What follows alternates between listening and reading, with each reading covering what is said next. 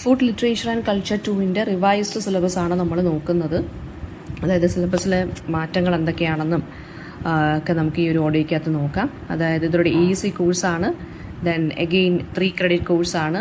2 തിയറിയും 2 പ്രാക്ടിക്കലും. Okay, then AEC നിങ്ങൾ food literature and culture 1 നിങ്ങൾ നോക്കിയിട്ടുണ്ട്. സോ അതിൻ്റെ ഒരു ഒരു കണ്ടിന്യൂഷൻ പോലെ ഫുഡ് ലിറ്ററേച്ചർ ആൻഡ് കൾച്ചർ 2 ഇത് കുറച്ചും കൂടി ഇൻട്രസ്റ്റിംഗ് ആയിട്ടുള്ളൊരു പേപ്പറാണ്. ആൻഡ് ഇതിനകത്ത് നമുക്ക് ഫസ്റ്റ് മൊഡ്യൂളിനകത്ത് 5 മൊഡ്യൂളുണ്ട്. ഇതിനകത്ത് ഫസ്റ്റ് മൊഡ്യൂളിനകത്ത് നമ്മൾ നോക്കാൻ പോകുന്നതെന്ന് വെച്ച് കഴിഞ്ഞാൽ ക്ലൈമറ്റ് ചേഞ്ചും ഫുഡ് സെക്യൂരിറ്റിയും തമ്മിലുള്ള ആ ഒരു റിലേഷൻ എന്താണെന്നും and food and climate change നമ്മുടെ ഹെൽത്തി ഡയറ്റ്സ്, അതായത് ഹെൽത്തി പ്ലാനറ്റിന് വേണ്ടി നമ്മൾ എന്തൊക്കെ ഹെൽത്തി ഡയറ്റ്സ് വേണം നമ്മൾ ചെയ്യാനെന്നുള്ളത്.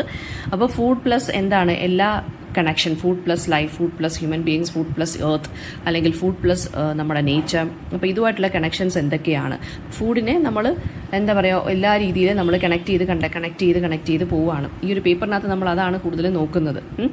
അതായത് നമ്മുടെ ലിംഗ്വിസ്റ്റിക്സ്, നമ്മുടെ ലാംഗ്വേജ് സ്കിൽസും ക്രിട്ടിക്കൽ റീഡിങ്ങും അക്കാഡമിക് റൈറ്റിംഗ് സ്കിൽസൊക്കെ എക്സ്പ്ലോർ ചെയ്യുന്നതിനോടൊപ്പം തന്നെ നമ്മൾ ഫുഡ് ലിറ്ററേച്ചർ ആൻഡ് കൾച്ചർ ആ ഒരു ഡിഫറെൻറ്റ് ഷെയ്ഡ്സ് എന്തൊക്കെയാണ് എന്ന് നമ്മൾ നോക്കുന്നുണ്ട്. അല്ലെങ്കിൽ ഫുഡും ലിറ്ററേച്ചറും കൾച്ചറും തമ്മിലുള്ള കണക്ഷൻ എന്താണെന്ന് നമ്മൾ ഈ ഒരു പേപ്പറിനകത്ത് നോക്കുന്നുണ്ട്. പിന്നെ അതുപോലെ തന്നെ ഫുഡ് വൊക്കാബുലറി നമ്മൾ പഠിക്കുന്നുണ്ട്. പിന്നെ ഫുഡ് പ്രാക്ടീസസ് നമ്മൾ നോക്കുന്നുണ്ട്. ഫുഡ് ആൻഡ് കൾച്ചർ തമ്മിലുള്ള ആ ഒരു റീഡിങ്സ്, അതായത് ഫുഡിനെ കുറിച്ചും കൾച്ചറിനെ കുറിച്ചുമുള്ള റീഡിങ്സ് അല്ലെങ്കിൽ വർക്ക്സ് നമ്മൾ ഇതിനകത്ത് അനലൈസ് ചെയ്യുന്നുണ്ട്.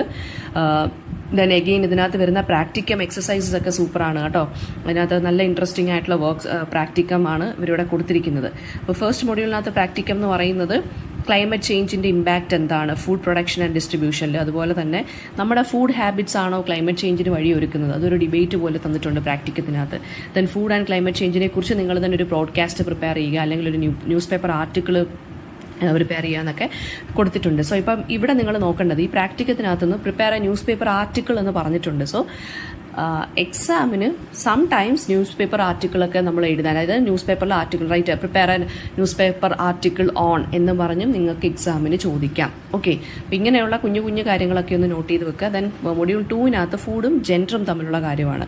അതായത് നമുക്കൊരു പോം പഠിക്കാനുണ്ട്, a man in the kitchen എന്നും പറഞ്ഞ്. പിന്നെ ജെൻഡർ ഡിസ്പാരിറ്റി, അതായത് നമ്മുടെ കിച്ചണിൽ അമ്മമാർ അല്ലെങ്കിൽ സ്ത്രീകളാണ് കൂടുതലും നമ്മൾ കിച്ചൺ വർക്ക് ചെയ്യുന്നത്. സോ ആ ഒരു ആണുങ്ങളെക്കാട്ടിലും കൂടുതൽ പെണ്ണുങ്ങളാണ് ചെയ്യുന്നത്. അങ്ങനെ ഒരു ജെൻഡർ ഡിസ്പാരിറ്റി ഉണ്ടല്ലോ കിച്ചണിലാണെന്നുണ്ടെങ്കിലും ഫുഡിൻ്റെ കാര്യത്തിലാണെന്നുണ്ടെങ്കിലും.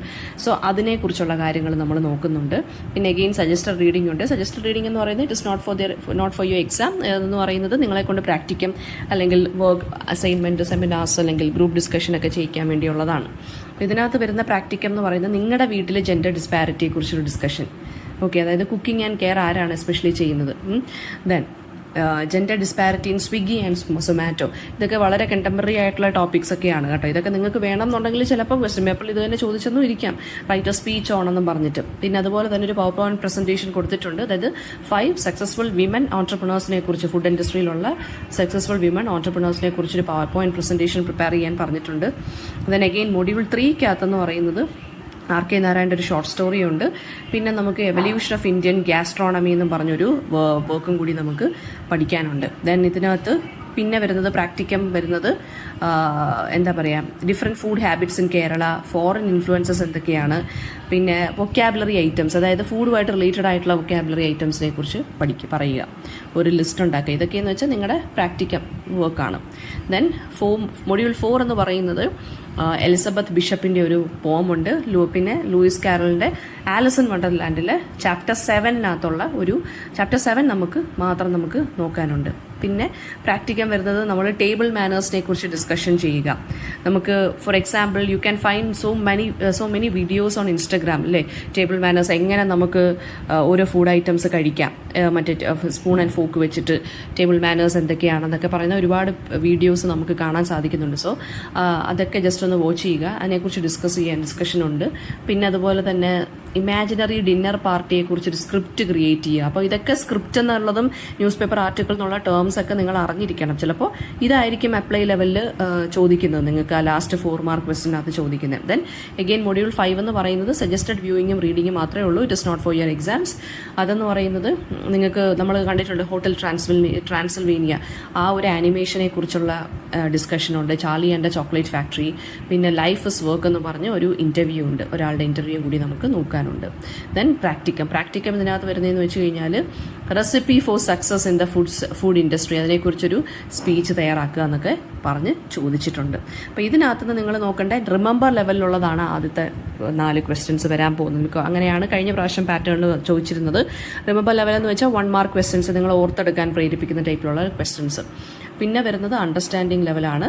പിന്നെ 2 മാർക്ക് ക്വസ്റ്റ്യൻസ് ഒക്കെ ഏകദേശം ഇതിനകത്ത് വരും. പിന്നെ അപ്ലൈ വരുന്നുണ്ട്, അനലൈസ്, ഇവാലുവേറ്റ്, ക്രിയേറ്റ്. അപ്പോൾ ഈ അപ്ലൈക്കകത്തെന്ന് പറയുമ്പോൾ ആപ്ലിക്കേഷൻ ലെവൽ ക്വസ്റ്റ്യൻസ് നിങ്ങൾക്ക് പ്രതീക്ഷിക്കാം. നിങ്ങൾക്ക് പഠിക്കാനുള്ള വർക്കുമായിട്ട് തന്നെ പ്ലസ് അതും കുറച്ച് എന്താ പറയുക ജനറൽ ആയിട്ടുള്ള കാര്യങ്ങൾ കൂടി മിക്സ് ചെയ്തിട്ടുള്ളൊരു ക്വസ്റ്റ്യൻ പ്രതീക്ഷിക്കാം. പിന്നെ ക്രിയേറ്റ് വരുന്നുണ്ട്. ക്രിയേറ്റ് എന്ന് പറയുമ്പം ഇതുപോലെ തന്നെത്താനെ എഴുതാൻ വേണ്ടിയുള്ള ക്വസ്റ്റ്യൻസ് കാണും ചിലപ്പോൾ. അതായത് ക്രിയേറ്റ് എ സ്പീച്ച് ഓൺ എന്ന് പറഞ്ഞിട്ട്, അല്ലെങ്കിൽ പ്രിപ്പയർ എ സ്പീച്ച് ഓൺ, അല്ലെങ്കിൽ prepare a news paper article on എന്ന് പറഞ്ഞിട്ട് ഇതുമായിട്ട് റിലേറ്റഡ് ആയിട്ടുള്ള എന്തെങ്കിലുമൊക്കെ ക്വസ്റ്റ്യൻസ് നിങ്ങൾക്ക് എക്സ്പെക്റ്റ് ചെയ്യാം. ഈ പേപ്പറിനെയും അങ്ങനെ ഇച്ചിരി സീരിയസ് ആയിട്ട് വേണം കൺസിഡർ ചെയ്യാൻ, പക്ഷേ വളരെ ഇൻട്രസ്റ്റിംഗ് ആയിട്ടുള്ളൊരു പേപ്പറാണ്.